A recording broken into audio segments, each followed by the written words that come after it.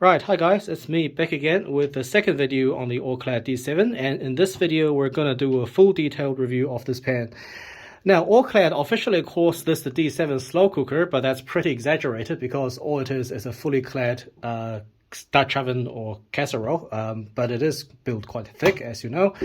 So this is a piece that I've been wanting to check out for a long time. I came across a good deal on Amazon, so I made the decision to purchase because I might not get another chance like this again. So now the D7, it's a product line that All-Clad introduced some time ago. It's much thicker at 3.8 millimeters with a 7-ply construction, as you can clearly see here. Now, I think their intention was to compete with the likes of the Demire Pro line, but unfortunately, most of the product line was discontinued pretty soon after it was introduced. Not exactly sure why, but I read somewhere it's because of the high production cost and also the sales was not up to their expectations.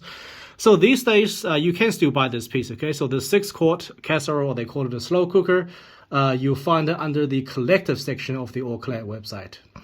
All right, so first, let's talk about pricing. What did I pay for it? Well, I happened to come across a 45% off sale on Amazon Australia website, and I paid about $220 US, including shipping, okay? So I thought that was a pretty good deal. Now, on the All-Clad website, the official retail price has gone up to an eye-watering 500 USD. I think that's just crazy. I would never pay. Yeah, that's a crazy amount to pay for one pan. I think it was on sale for 400, but even then, there's no way I would pay that much for it.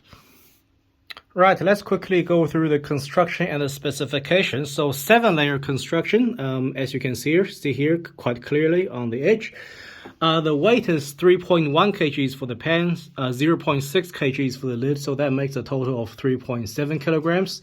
The top diameter is approximately 29.5, and the bottom flat diameter is 23 centimeters. The height of this vessel is 12 centimeters. The thickness is 3.8 millimeters, but I have to say it feels a lot thicker, okay? It feels, if I put it next to my Demire Pro line, actually I should have got it here with me, but if I put them side by side, they look, the thickness all looks almost the same, okay? So the Pro line is 4.8 millimeters, this is officially 3.8, but it feels thicker than that. And of course, I will never complain about that. And the volume is 6 quarts. Not sure if I just mentioned that, but 6 quarts, that's roughly 5.7 liters. So the handle on the pan, if we have a look at the handle, it's very thick and solid, okay? So the handle on the pan is built thicker, much thicker than what you find on the D3 and the D5. So with the D7, they basically made everything thicker. They beefed everything up. So this feels very solid and sturdy. And that is the same with the handle on the lid, okay? So this is also a little bit thicker than what you find on the D3 and the D5. Now, let's have a look at the bottom of the pan, just to see what it says. So they no longer print D7 on it, okay? So what they call it a collective these days. And if you go onto the All-Clad website, you'll find this piece under the collective section, 6 quarts. Now, it's interesting how it says bonded, engineered, and assembled in USA. It doesn't just say manufactured in the USA. But from what I know, the lids and the handles are made in China, and the pan itself is made in the USA. So maybe that's why they say that. Okay, in this section, we'll have a look at a quick comparison between the D3, the D5, and the D7. So as you can see in this diagram, this is how they are constructed, okay? So the D3 and the D5 are exactly the same thickness at 2.6 millimeters. The D7 is 3.8 millimeters thick. Now, all three product lines, they follow the same style of construction. So the D3 is obviously tri-ply, as we all know. The D5 retains the same thickness, but they just inserted a thin layer of stainless steel in the middle of the aluminium. And the D7 basically doubles down on a recipe with 2 additional layers of stainless steel separating the aluminium and with a total thickness of 3.8 millimeters. Now, some people would call this lazy design, okay? Now, I also don't think that All-Clad put a lot of thought process into the design of the D7, but what it really matters is the performance of the pen, okay? So it's not about the number of layers, it's really about the thickness and how it really performs. So we're gonna get to that a bit later in this video. Now, another thing that I thought it would be interesting to do is to do a calculation and do a little bit of a simulation between the theoretical heat retention of the D3, the D5, and the D7. Now, I chose to do that because in each of these product lines, you will find the pan in this exact same size, okay? So in the D3, you find a 6-quart, they call it a stock pot, but it's really the same pan of almost identical dimensions. And they also have this in the D5, and of course, they have this, as you see here, in the D7. So we're going to do a calculation just to see how much heat each of these pans, each of these product lines in this size retains, can theoretically retain, and how much of the difference there really is. So this calculation, as I've done a couple of times before, it's an oversimplification. It's just there to give you a rough idea of how each of these product lines compare. All right, so the calculation, as you can see here, it's a little bit tedious because first we have to work out the theoretical heat retention of the bottom, and then we have to work out the theoretical heat retention of the sidewalls, and then we add them up to get the total retention. So we'll use a bottom diameter of 26 centimeters, so that also takes in account of the curve just on the edge here. And knowing the diameter and the thickness, we can work out the volume of material in each layer, and knowing the density, we can easily work out the mass of material in each layer. And of course, we put it into the standard heat equation, knowing the specific heat capacity of each material, that is aluminium and stainless steel.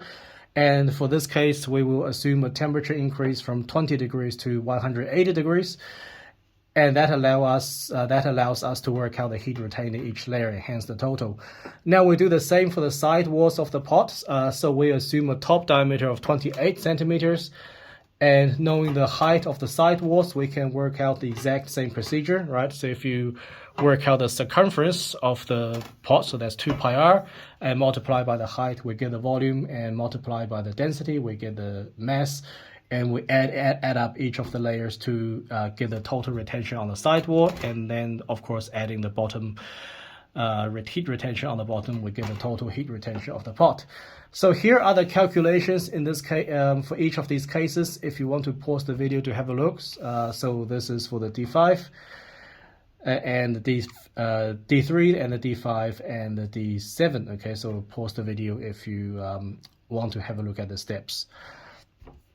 So it was, it's for the D3, it's initially a little bit tedious, but once you got the D3 done, it's very easy for the D5 and the D7. It's just basically becomes a matter of copy and pasting the lines in the spreadsheet. Okay, so let's have a look at the summary. Just cutting to the chase here. There is, as you can see, there is very, very little that separates the D3 and the D5 in terms of the theoretical heat retention. It's only about a 5% difference. And this is why I always criticize the D5 line, because it just doesn't differentiate itself enough from the D3, right? So the customers, they don't have, if they really look into the numbers, they will see that there is not a very strong argument to buy the D5 over the D3, despite All-Clad's marketing claims. The D7, as you can see, it offers a huge difference, okay? So it's about 50% more than the D3 and also the D5. And this is also why I said in my previous video that with All-Clad, the D7 is really what the D5 should have been. Okay, so I think with the D5, it was a bit of a missed opportunity to do something really different. Now, onto the cooking experiment. So in this test, we are going to do not spaghetti, but meatballs in tomato sauce, to be, of course, later served with pasta. It's actually a recipe that I have not done for, I think, over 2 years now. So yeah, I was looking forward to doing that. So first, let's have a look at how evenly the D7 distributes heat. Okay, so I put some olive oil in the pan and heated the pan on a setting of 5 out of 9. Now, as we can see from these results, this pan heated extremely slowly. Okay, it took almost 20 minutes for the pan to reach around, for the center of the pan to reach around 180 degrees, by which time I lost my patience and stopped recording. Now, this is definitely one of the slowest heating pans that I've had, maybe even the slowest heating pan. Now, the other pan that heated extremely slow was the Fissler original Profi with a very thick bottom. But I almost feel in this case the D7 actually heats even slower. And I think that's because with the Fister, the heat transfer, stops at the side because it's a disc bottom pan. Whereas with this All-Clad, the heat transfer has to travel all the way up to the sides, and that takes even longer.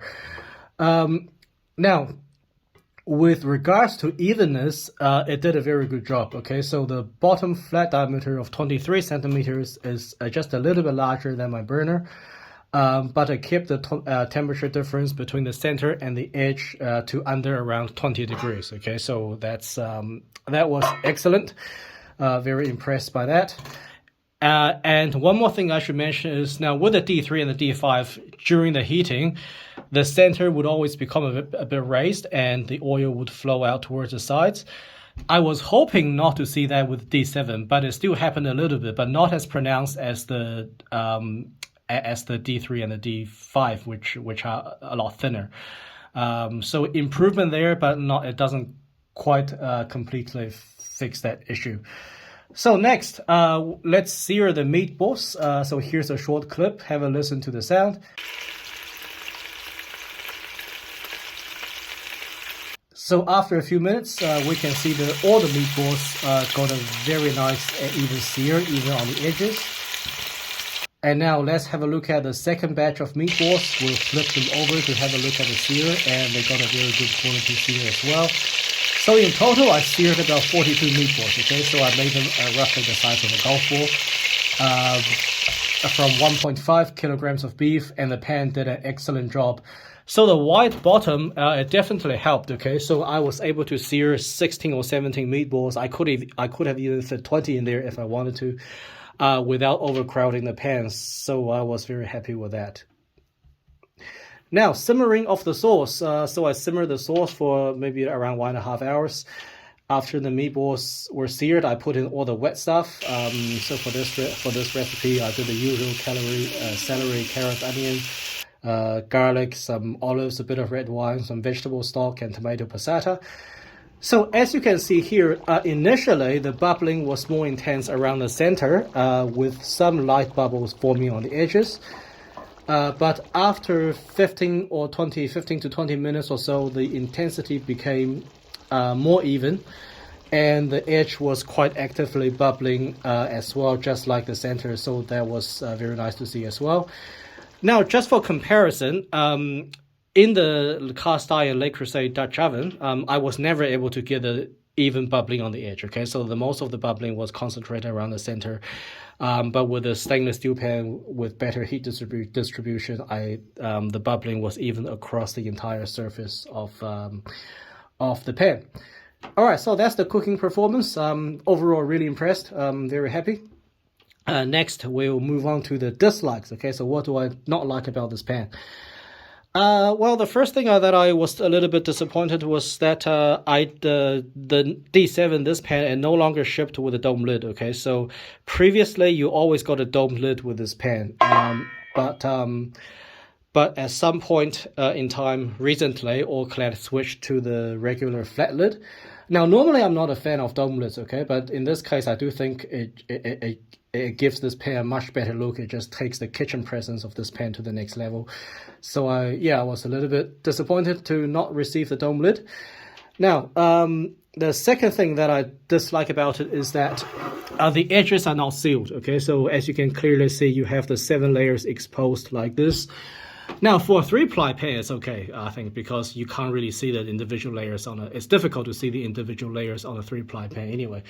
But for a 7-layer pan like this, where you can clearly see the individual layers, it just makes this look like an unfinished product, okay? It looks like All-Clad, they were just too lazy and they just couldn't be bothered with the last step in the manufacturing process of sealing the edge. And also, of course, as you may know, sealing the edge will make it truly dishwasher safe, okay, despite their claims. But that's not an issue for me because I always hand wash my pans. But the real issue here is, look, at this price point, if you're going to charge this much money for a pan, and considering that this is supposed to be the most premium All-Clad product, I just think, I would really expect sealed edges at this price point and at this level. Okay, so second thing that I dislike, which is the edge on the underside of this lid is very rough and it's very sharp. It doesn't feel nice at all, and if you are not careful, you could actually cut yourself on this. And this is, I mean, look, at this price point, this is shockingly bad. You know, I was really shocked to see this, and I was, let's say, very unpleasantly surprised. And in some ways, this is even more disappointing than not having the sealed edges, because that was maybe a business decision. Okay, they thought, oh, you know, it was too expensive to seal the edges, so we're not going to do it. Whereas this is a blatant failure of attention to detail that you just don't expect at this level. If I compare this lid and the lid from the Demar Atlantis, which is of course also a very high, very premium product, the lid on the Atlantis, it just feels much more premium and much higher quality. The lid itself is built better, and the edges are nice and smooth. Okay, so it's machined much better. So yeah, this is shocking and terrible. I was not expecting that. Okay. All right, so on to the final conclusion. What do I think about this pens overall? Okay, so look, very happy with the performance. You know, very happy with the performance. The cooking performance was fantastic. Loved it. Plenty of thermal mass for searing. Plenty of thermal mass for heat retention. The heating was very even. The simmering was very even. So I can't expect much more than that. So really happy. Now, where this pen falls short is the build. Okay, so like I just said, the three things, maybe really the two things that I really dislike about the pen: the edges and the edge on the lid. You know, I'm struggling to overlook the fact that it doesn't have sealed edges, and the edge, the quality of the edge on the lid is very poor. So at this price point, to be honest, I think it's inexcusable. So should you buy it? Should you buy it? So first of all, for casserole Dutch oven style of pot, you don't need it to be fully clad. Okay, I have another video that talks about this if you want to go have a look. So technically, you don't need it to be fully clad. But if you do want a fully clad piece that gives you good even heating and lots of heat retention, then this is a very good choice. But it's certainly not a piece that I would pay $500 USD or even $400 for. Okay, I think that's just crazy. But it is a good purchase if you can get it at a good discount. So what is my long-term plan for this pen? Look, for now, I will keep it and I will use it I will enjoy it enjoy using it to make a few more recipes. In the very long term, yeah, look, I'm not really sure if I like it. If I like it enough to make it a permanent part of my cookware set. So let's see where that takes me. All right, so I hope you enjoy this detailed review, and I will see you in the next video.